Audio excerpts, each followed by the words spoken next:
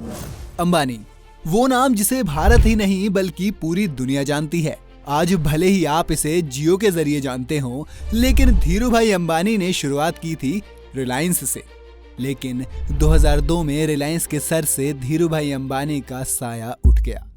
फिर दुनिया को लग रहा था कि अब मुकेश और अनिल मिलकर इस कंपनी को चलाएंगे और धीरूभाई का सपना पूरा करेंगे। लेकिन ऐसा नहीं हुआ ये कि रिलायंस दोनों भाइयों में बंट गया। इसे नियति का खेल ही कहा जा सकता है कि रिलायंस की शानदार कारोबारी विरासत का बंटवारा कर अलग अलग कारोबार शुरू करने वाले धीरूभाई अंबानी परिवार के दो राजकुमार अनिल और मुकेश अंबानी में आज जमीन और आसमान का फर्क है। एक तरफ जहां मुकेश अंबानी दुनिया में सबसे अमीर बनने की होड़ में है, तो वहीं दूसरी ओर अनिल अंबानी अब सड़क पर आने वाले हैं। मुकेश अंबानी की चर्चा हर तरफ है, लेकिन आज हम मुकेश की बात नहीं करेंगे। हम बात करेंगे अनिल अंबानी की और दिखाएंगे आपको कि उनकी ये हालत कैसे हो गई। चलिए शुरू करते हैं। जब धीरूभाई अंबानी जीवित थे तो अनिल अंबानी को वित्त बाजार का स्मार्ट खिलाड़ी माना जाता था। उन्हें मार्केट वैल्यूएशन की आर्ट और साइंस दोनों अच्छे से पता थी। उस दौर में बड़े भाई के मुकाबले उनकी शोहरत ज्यादा थी। धीरूभाई के जमाने में वित्त मामले अनिल और औद्योगिक मामले मुकेश संभालते थे। 2002 में धीरूभाई की मौत हो गई। धीरूभाई अंबानी से रिलायंस का कारोबार मुकेश और अनिल अंबानी को विरासत में मिल गया। दोनों में बाद में जायदाद के बंटवारे को लेकर जमकर विवाद तनाव रहा और आखिरकार मां कोकिलाबेन और परिवार के कई अन्य करीबियों के दबाव में बंटवारा किया गया। मुकेश अंबानी को पुराना पेट्रोकेमिकल कारोबार मिला तो अनिल अंबानी को नए जमाने का टेलीकॉम, फाइनेंशियल सर्विसेज और एनर्जी कारोबार। अब आता है 2007। उस साल की फोर्ब्स की अमीरों की सूची में दोनों भाई मुकेश और अनिल मालदारों की लिस्ट में काफी ऊपर थे। बड़े भाई मुकेश अनिल से थोड़े ज्यादा अमीर थे। अनिल अंबानी 45 अरब डॉलर के मालिक थे और मुकेश 49 अरब डॉलर के। 2008 में कई लोगों का मानना था कि छोटा भाई अपने बड़े भाई से आगे निकल जाएगा। खास तौर पर रिलायंस पावर के पब्लिक इशू आने से पहले माना जा रहा था कि उनकी महत्वाकांक्षी परियोजना का एक शेयर की कीमत 1000 रुपए तक पहुंच सकती है। अगर ऐसा हुआ होता तो अनिल वाकई में मुकेश से आगे निकल जाते, लेकिन ऐसा नहीं हुआ। बहरहाल अब आते हैं 2021 में। आज मुकेश अंबानी 6,24,000 करोड़ से ज्यादा के मालिक हैं, लेकिन 12 साल पहले 45 अरब डॉलर के मालिक अनिल अंबानी अब सिर्फ 600 करोड़ के मालिक रह गए हैं। एक दौर था जब दोनों भाइयों में ये साबित करने की होड़ थी कि धीरू भाई के सच्चे वारिस वही हैं। अब ये दौड़ खत्म हो गई है। अनिल अंबानी अपने बड़े भाई मुकेश अंबानी से बहुत पीछे रह गए हैं। कहां हुई गलती? साल 2002 में आरकॉम की शुरुआत पर एडीएजी ने सीडीएमए टेक्नोलॉजी अपनाने का फैसला किया, जो एक बेहद गलत फैसला साबित हुआ। ये टेक्नोलॉजी 2G और 3G तक ही सीमित है, इसलिए जब 4G और 5G का जमाना आया तो आरकॉम को अपने आप मैदान से बाहर होना पड़ा। साल 2008 में जब तक आरकॉम को स्पेक्ट्रम मिला तब तक उसके ऊपर 25,000 करोड़ रुपए का कर्ज हो गया था। लेकिन अनिल के पास एक बड़ी उम्मीद यानी तुरुप का इक्का अभी बाकी था। अनिल अंबानी कोई कच्चे खिलाड़ी नहीं थे। उन्होंने बंटवारे के वक्त एक शर्त मनवाई थी कि रिलायंस इंडस्ट्रीज से अनिल अंबानी की कंपनी को गैस मिलती रहेगी और गैस की जो कीमत तय की गई थी वो बेहद सस्ती थी। इस तरह अनिल अंबानी ने अपने पावर प्लांटों के लिए सस्ते में कच्चे माल का इंतजाम कर लिया था। गैस की सस्ती कीमत वो जादू की छड़ी थी जिसकी वजह से उन्हें मुनाफा होने की उम्मीद थी। लेकिन अनिल की ये बदकिस्मती थी कि उनका ये प्लान राजनीतिक और अदालतों की चपेट में आ गया।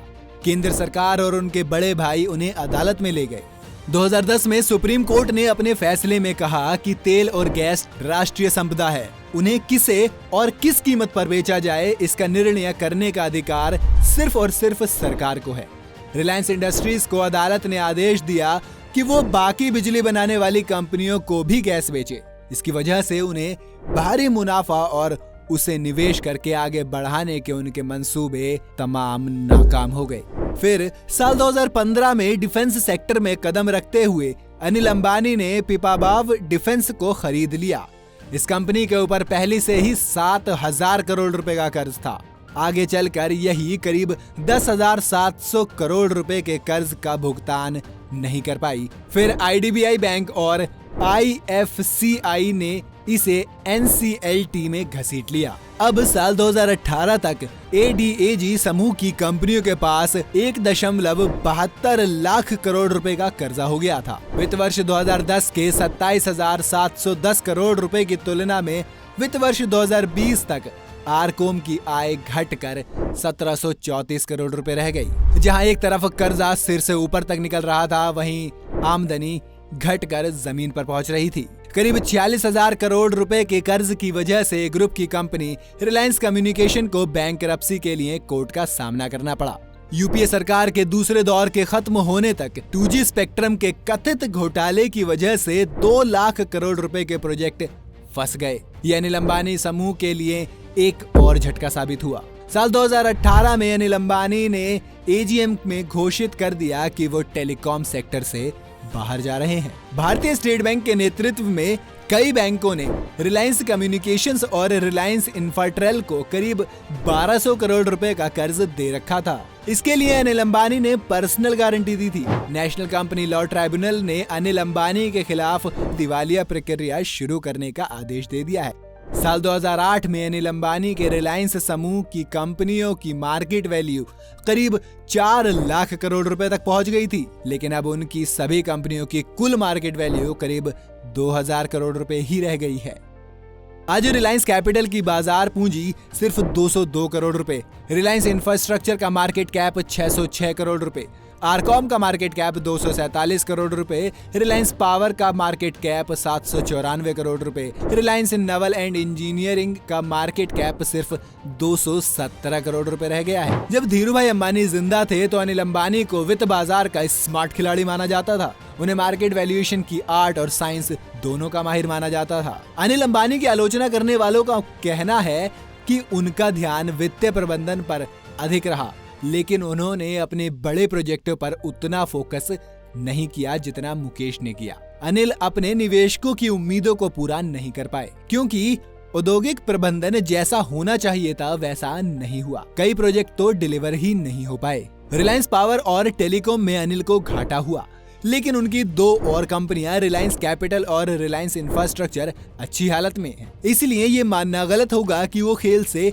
पूरी तरह बाहर हो गए हैं। इन दोनों कंपनियों के शेयर के भाव काफी अच्छे हैं, लेकिन अनिल की चुनौती ऐसी हालत में इनका आकार बड़ा करने की होगी।